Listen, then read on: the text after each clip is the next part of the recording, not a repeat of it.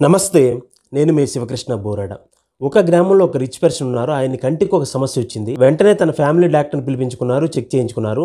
ఆయన ఏం సజెషన్ ఇచ్చారంటే, మీ కంటికి ఒక సమస్య వచ్చింది కాబట్టి కొద్ది రోజుల పాటు కేవలం గ్రీన్ కలర్ని ఎక్కువగా చూడడం అలవాటు చేసుకోండి, వెంటనే ఈ సమస్య క్లియర్ అవుతుందని చెప్పేసి ఆ డాక్టర్ చెప్పారు.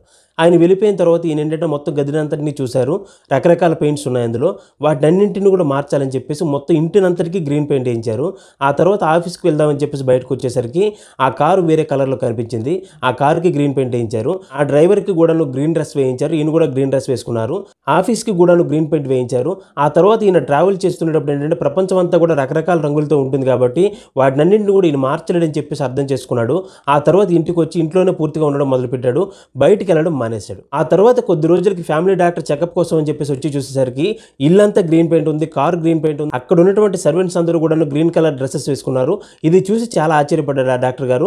ఆయన కూడా ఒక గ్రీన్ డ్రెస్ వేసేసి లోనకి పంపించారు. అప్పుడు లోనకి వెళ్ళిన తర్వాత పేషెంట్తో మాట్లాడుతూ డాక్టర్ గారు ఏమన్నారంటే, ఏం చేస్తున్నారు సార్ మీరు అని చెప్పేసి ఆయన అడిగారు.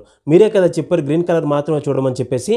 మొత్తం నాకు ఎన్ని అవకాశాలు అన్నింటిని మార్చాను, కానీ ఈ ప్రపంచాన్ని నేను మార్చలేను కదా, అందుకని ఇంట్లోనే కూర్చున్నాను అని చెప్పేసి ఆయన సమాధానం చెప్పారు. వెంటనే డాక్టర్ గారు నవ్వుతూ, ఇంత కష్టపడ్డం ఎందుకంటే మీ కళ్ళజోడికి గ్రీన్ కలర్ గ్లాసెస్ వేసుకుంటే సరిపోతుంది కదా, మొత్తం ప్రపంచం అంతా గ్రీన్ గానే కనిపిస్తుంది కదా అని చెప్పేసి ఆ డాక్టర్ చెప్పేసరికి ఈయనకి ఆశ్చర్యం అనిపించింది, కొద్దిగా బాధ కూడా కలిగింది.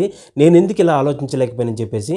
కాబట్టి ఈ కథ నుంచి మనం నేర్చుకోవాల్సింది ఏంటంటే, సమస్య ఎంత సంక్లిష్టమైనా సరే మనం గనక విచక్షణతో గనక వివేకంతో గనక ఆలోచిస్తే ఖచ్చితంగా సరైన సమాధానం చాలా సులభంగా లభిస్తుంది. ధన్యవాదాలు. జై హింద్.